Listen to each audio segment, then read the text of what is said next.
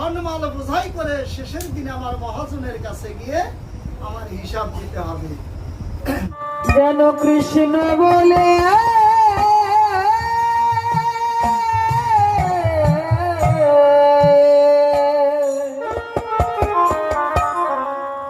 কাঁদিতে।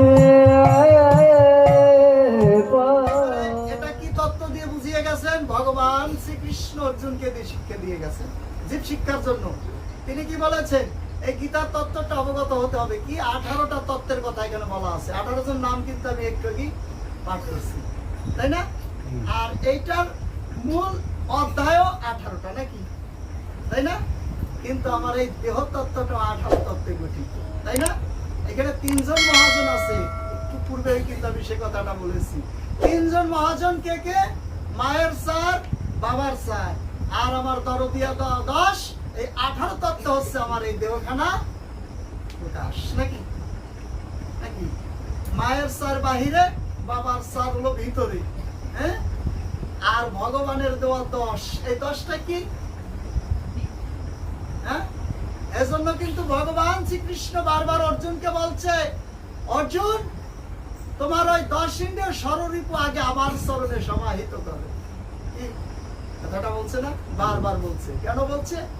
আমি যত সময় সাধন ভজন করব, তত সময় যদি আমার এই 10টা ইন্দ্রিয় চাঞ্চল্য থাকে, যদি গুরুর সেবায় আমার মন না থাকে, যদি গুরুর সেবায় আমার ইন্দ্রিয় সমহত না থাকে, তাহলে ওখানে আমার ভজন সাধন কখনই হবে না, কখনই হবে না।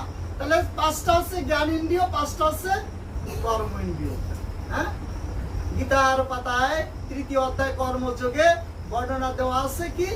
কর্ম, অকর্ম, বিকর্ম, 3টা দিক নির্ণয় করা আছে। এখন কোন কর্মটা করলে এই মানব জন্ম থেকে দুর্লভ জন্মে পরিণত হয়ে শেষের দিনে যখন এই জগৎ থেকে আমি পরলোক জগতে চলে যাব, সেদিন কিন্তু আমার এই জগতের কোনো বান্ধব থাকবে না। সেদিন একমাত্র পরম বান্ধব হবে আমার অনাদিরাদি গোবিন্দ শ্রীকৃষ্ণ ভগবান। তার চরণে শরণাগত হয়ে সেদিন আমার কৃপা ভিক্ষা চেতে হবে। হে গোবিন্দ, আমার এই দেহতরিখানা যদি অচল হয়ে যায়, কৃপা করে তোমার ওই চরণ তরি দ্বারা সেদিন আমাকে তুমি পার করে দিও।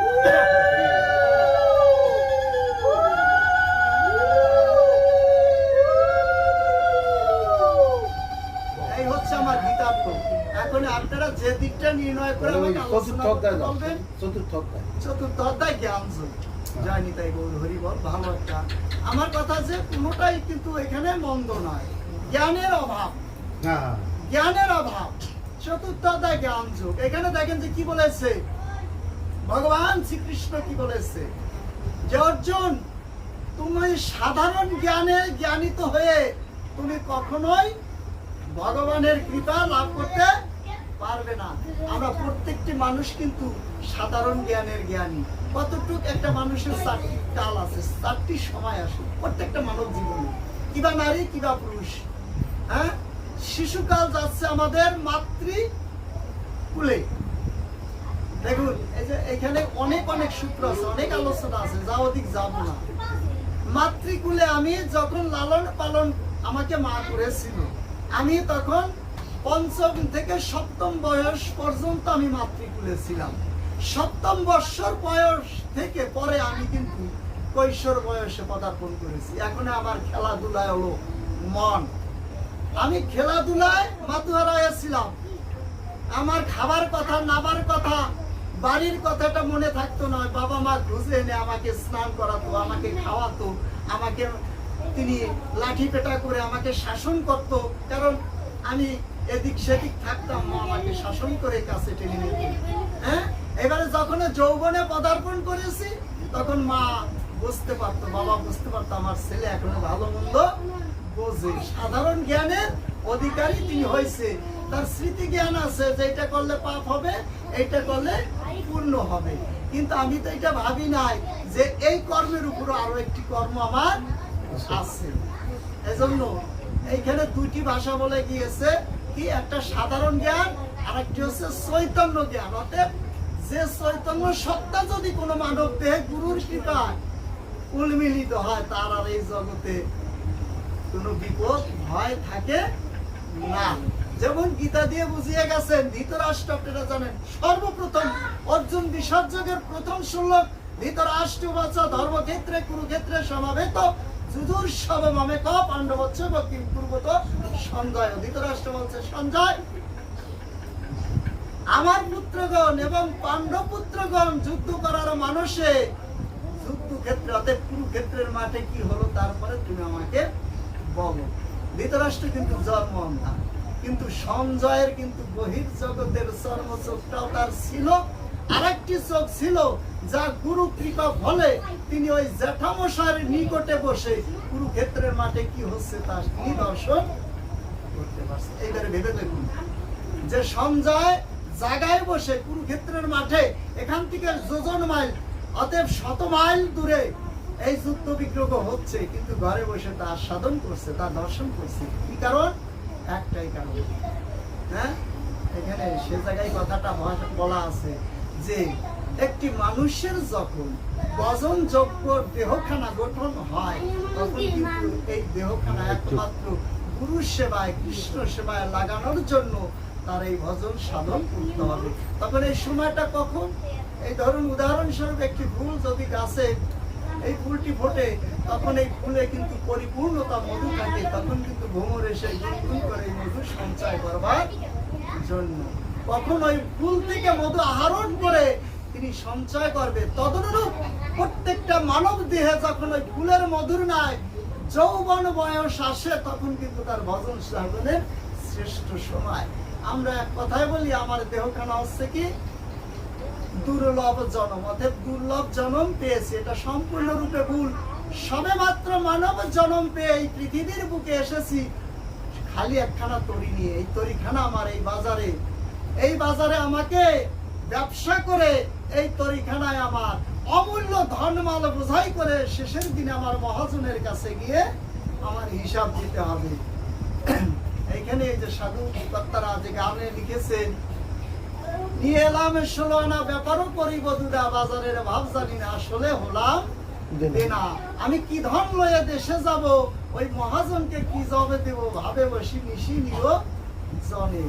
গুরু গো আজ আমার কেহ নাই তুমি দিলে, কি ধন নিয়ে এসেছি কি ধন নিয়ে আমার গুরুর কাছে জবাব দিতে হবে। আপনার কাছে কিন্তু লাভের ধন সে চাচ্ছে না, সে 16 আনা যেটুকতেছে ওটুকুই তার কাছে নিয়ে তুমি হিসাবে দাও। কিন্তু এই জগতে এসে যৌবনের উন্মাদনায় আমি মাতুহারা হয়ে না জানি কত অপকর্ম করে, কত অপচয় করে, কত পথভ্রষ্ট হয়ে আমি যে নিঃস্ব হয়ে গেছি। আমার চালান একে একে সব ধনমাল লুটি নিয়ে গেছে ডাকাতে। এই যে ডাকাত, কোন ডাকাত? আমার মধ্যে 6টি ডাকাত আছে। এই 6টি ডাকাত কে কে? কাম, ক্রোধ, লোভ, মোহ, মদ, মৎসর্য। এই 6টি রিপুকে আমার বাধ্য করতে হবে গুরুর কৃপা বলে। তাহলে আমার ভজনের শ্রেষ্ঠ সময় হচ্ছে যৌবন কাল, আর এই যৌবনী হচ্ছে আমার কাল। এই যৌবনী হচ্ছে শ্রেষ্ঠ কাল, আর যৌবনী হচ্ছে আমার কাছে কাল। যদি আমি এই যৌবন কালটাকে পরিপূর্ণ মধু দিয়ে যদি নৈবেদ্য সাজিয়ে 2 ফোঁটা নয়ন জলে আমার ওই গোবিন্দের চরণে সাধিতে সাধিতে আমার দেহখানা সিদ্ধ হয়, তখনই আমার গোবিন্দের কৃপা হয়। অনায়াসে সেই গোবিন্দ আমার সেদিন তার যুগল চরণ দ্বারা আমার এই দেহখানা নৈবেদ্য রূপে তার চরণে উৎসর্গ করে নেয়। জয় জয় রাধা কৃষ্ণ প্রেমানন্দে হরি হরি বল।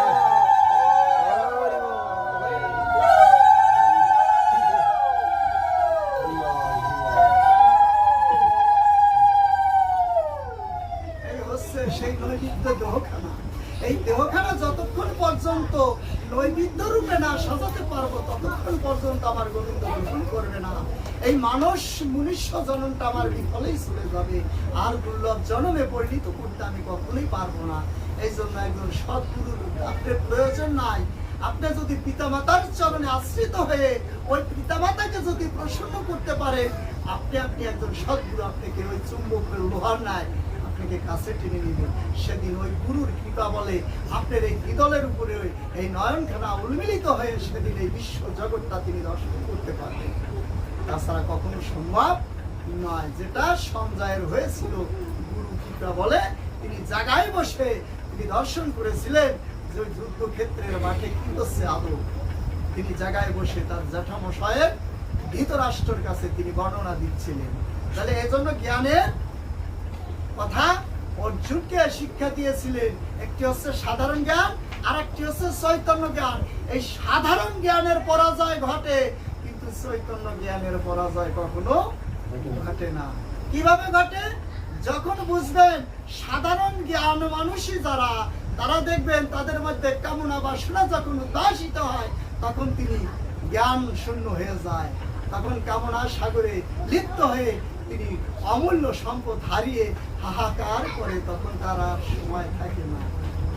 এখন এই বিষয় হচ্ছে আমাদের এই জ্ঞান, এমন জ্ঞান গঠন করতে হবে, এমন জ্ঞানের জ্ঞানী হতে হবে যা কখনোর পরাজয় তার হবে না।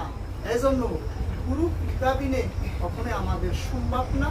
আর এটা আমাদের সাধ্য শক্তি সাধন ছাড়া কখনো এটা সম্ভব না। গুরুর অতি, অতএব গুরুর প্রতি নিষ্ঠা ভক্তি, নিষ্ঠা ভক্তি, এই যে যে সূত্রগুলা, কথার যে আলোচনাগুলো, এগুলো একটা বিশাল তাৎপর্য। এর একটা কথার বিশ্লেষণ দিতে গেলে 2-1 ঘন্টা লাগে। শুধু আলোচনা তো করলাম না, যে আমি আগে বলছি যে আলোচনার যদি আলো না থাকে সে জায়গা হয় শুধু শোনা। যে কোনো আলোচনার মাধুর্য রস প্রত্যেকটা ভক্তের হৃদয় পর্যন্ত না পৌঁছে দেওয়া পর্যন্ত ওটা আলোচনা হয় না, ওটা শোনাই থেকে যায়। কারণ আমি বুঝলাম না আপনি কি আলোচনা করবেন, ওইটার মধ্যে কি মধু আছে, কি নির্যাস আছে, এটা কিন্তু আমি বুঝলাম না। কিন্তু কখন বোঝা যাবে? যখন ওইটাকে মন্থন করতে পারি। দেখবেন ওই যে ঘোষমশাইরা বাজার থেকে দুধ কিনে এনে মন্থন করে, মন্থন করলে কি হয়? লবণীয় ননি হয়। এখানে কিন্তু শেষ নয়, ননিটাকে কি করছে? শোধন করছে। আগুনের জ্বালা শোধন করলে কি হয়? ঘৃত হয়। এই ঘৃতটা হয় কি? সুস্বাদু, তাই না? ওই উপরদার কিছু থাকে না। কিন্তু ওই গাভী তো জানে না যে আমার দুধ দিয়ে কি কি দ্রব্য আদি হয়। গাভী কি জানে?